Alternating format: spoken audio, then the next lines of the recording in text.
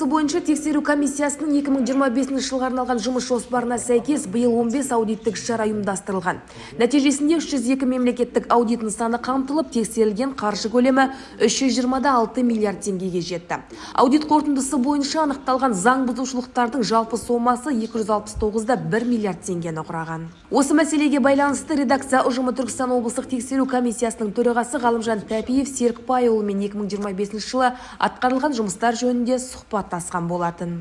Жалпы тексеру комиссиясының негізгі мақсаты тиісті ұсынымдар әзірлей отырып бюджет қаражатын мемлекет активтерін тиімді пайдалану талдау және бағалау болып табылады. Тексеру комиссиясы 25 жылы қорытындысы бойынша 19 шара өткіздік. 441 мемлекеттік аудиттік объектісін қамтыдық. Оның 19 шараның 4-еуі 24 жылдан бері өтпелі, яғни қорытындысын биылға бастадық. Қалған 15-і осы 25 жылы өткізген шаралар. Жалпы осы 19 шараның қорытындысымен 731,3 миллиард теңге қамтыдық. Одан жалпы анықталған бұзушылықтар 304,4 миллиард. Оның айта кетсек, 65 миллиарды тиімсіз жоспарлаумен пайдалануға келеді. Қалған 78-79%, 239 миллиард қаржылық бұзушылықтар. Сондай-ақ рәсімдік тәртіптегі бұзушылықтар саны 1597 бірлікті құрады. Қазіргі кезде барлық бұзушылықтардың қалпына келтіруге жататынның 25%-ын қалпына келтірдік, яғни барлығы 238 миллиард қалпына келтіру керек болса. Оның ішінде айтап кететін болсақ, 83% қаржылық есептілікті шоғырландыру деген, яғни аудит түрінің бірі бар, бухгалтерлік есепті қалыптастыру, есептілікті өткізу соған келеді. Енді бұл неге үлкен сумма деп сұрасаңыздар, өйткені ол жалпы Түркістан облысының жергілікті бюджетінің шоғырландырылған есептілігі. Сондықтан облыстың деңгейде бұл үлкен көрсеткіш болып табылады. Дегенмен біз биыл екінші рет өткіздік ол іс-шараны. Қуантарлық жағдай бар. Былтырға қарағанда қаржылық есептілікті құру мәселесі дұрысталпаған. Яғни былтырғы көрсеткіштерге қарағанда бұл қаржылық есептердің қалыптастыру кезіндегі бұзушылықтар төмендеген. Комиссия төрағасының айтуынша анықталған қаржылық бұзушылықтардың басты себептері қаражатты тиімсіз пайдалану, жоспарлау кезіндегі кемшіліктер және кейбір жауапты тұлғалардың қаржылық сауатының жеткіліксіздігі. Себебі қандай жағдай болмасын, мемлекет қаржысының әрбір теңгесі қатаң бақылауда тұрады дейді. 372 миллион теңге өтелді, барлығы 575 миллион теңге өтелуге жататын. Сондай-ақ тәртіптік жауапкершілікке 237 лауазым тұлға тартылды, 129 заңды және жеке тұлғалар әкімшілік жауапкершілікке тартылды. Бұл бойынша жалпылама айтса 74 миллион теңге айыппұл өндірілді. Қысқаша. Сондай-ақ тексеру нәтижелері қорытындысымен қылмыстық белгілері бар фактілер бойынша 8 материал бойынша құқық органдарына процессуалдық шешім қабылдау үшін жіберілді. Жалпы бізде тексеру комиссиясы жоспарлы түрде жүргізеді ғой.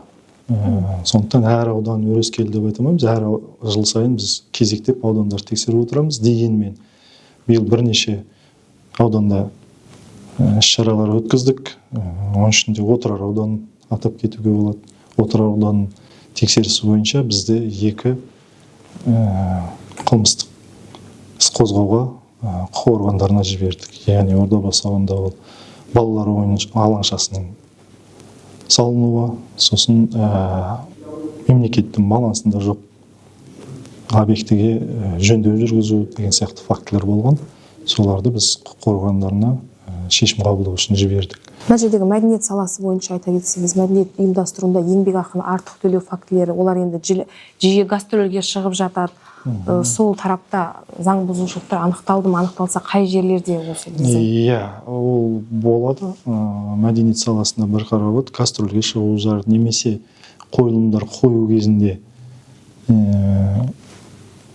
басқа да шығындарды дұрыс жұмсамай мақсатсыз жұмсау, мысалы мынау Жетісай театрында былтыр біз анықтадық.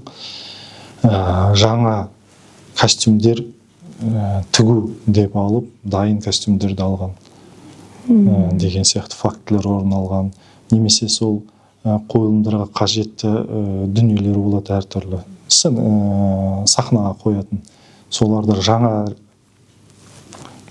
тауарлар ретінде не істеген. Сосын Райымбек Сейтметовте де сондай бір театрында да кейбір фактілер анықталды. Олар тиісті құқық органдарына жіберілді. Қазір олар анықтап жатыр. Соңғы жылдары облыстың білім саласында да бірқатар заң бұзушылықтар тіркелген. Атап айтқанда, аудандық білім бөлімдері мен техникалық және кәсіптік білім беру ұйымдарында бухгалтерлік есеп жүргізу барысында кемшіліктер анықталған. Мәселен, Түркістан аумағындағы номері 1, номері 7, 8, 17 және номері 19 колледждерінде есепті жүргізудегі олқылықтар салдарынан 4 миллион 896,8 мың теңге көлемінде қаржылық бұзушылыққа жол берілген. Ал Қазығұрт ауданындағы номері 11 колледжде қызметкерлерге 51,8 миллион теңге жалақы артық төлегені белгілі болған. Директор мен бухгалтерлердің қайсы кінәлі екенін құқық органдары анықтайды негізінде, бірақ қол қою құқығы сол бірінші басшы мен бухгалтерде ғой. Қол қойды, сондықтан бірінші кезекте солардың фактілерінен тағы да басқа тұлғалар өздері арқылы нәтижесін кейін мысалы құқық қорғау органына жібергеннен кейін нәтижесін бақылап көресіздер ме? Міндетті түрде бізде барлық кері байланыс. Онымен өзара келісіміміз бар.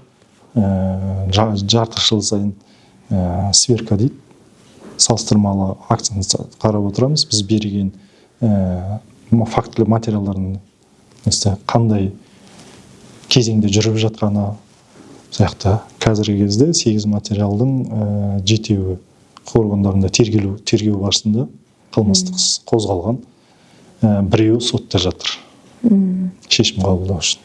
Қазіргі таңда Түркістан облыстық тексеру комиссиясында 51 қызметкер еңбек етеді. Оның ішінде 4 комиссия мүшесі бар. Ұжымда қаржы саласын жетік меңгерген тәжірибелі мамандар жұмыс жасайды. Ауыл әкімдіктеріндегі активтерді есепке алмау немқұрайлық па әлде қасақана әрекет па дейді. Жалпы ауыл әкімдіктері туралы бюджеті, олардың заң бұзушылығы туралы толығырақ айтып беріңізші. Жиі кездесіп жатыр ма қазіргі таңда Түркістан облысында? Иә, өкінішке орай, мысалы бюджет деңгейлері бойынша бізде 4 деңгей ғой. Яғни республикалық, облыстық, аудандық және ауыл әкімдіктерінің округтарының деңгейлері. Соның ішінде барлық деңгейде негізінде 2-ші, 3-ші, 4-ші деңгейдегі бюджетті тексеру комиссиясы қадағалайды. Біріншісін жоғарғы аудиторлық палатасы негізде тиісті тапсырмалар келсе бізде тексеруге құқылымыз. Жалпы түсіндіріп айтады. Яғни ауыл округтерге 4-ші деңгейдегілер бюджеттер, олар өздерінің бюджетін бекітіледі. Маған бізде де тексерістер болады. Яғни оларға бөлінген бюджетке енген, мысалы 2-ші, 3-ші деңгейлерде бөлінген қаржыны бір бағыттан екінші бағытқа өзгерту үшін шешімдер керек, мәслихаттардың немесе уәкілетті органдардың келісімдері керек. Солай болса, 4-ші деңгейде ауыл округтерінде ондай мәселе жоқ. Бізде жүйелі түрде сондай бір проблема бар. Оны біз қаржы министрлігіне ұсыныс тастадық.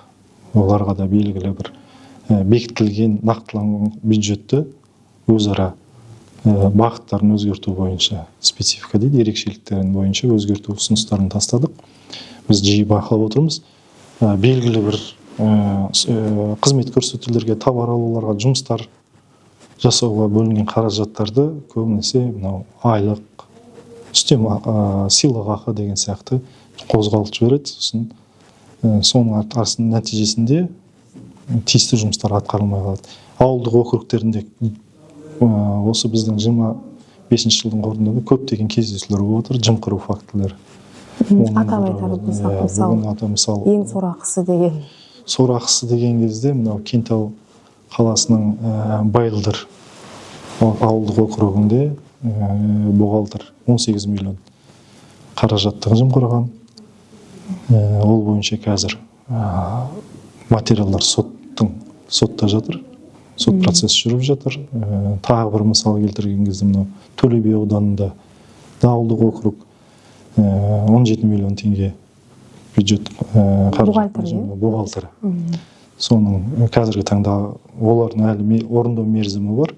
егер мерзімінде орындамасақ, құқық органдар жеріне өтемесе, құқық органдарына жібереміз. Комиссия төрағасының мәліметінше жыл өткен сайын қаржы жымқыру деректері азайып келеді дейді. Дегенмен мемлекеттік қаражатты пайдаланатын әрбір басшының қаржылық жауапкершілігі мен сауаттылығы артуы қажет.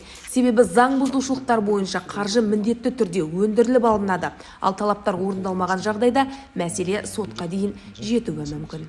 Ұлдархан Уалиханқызы, Есболат Тұрмаханов, САК ақпараты.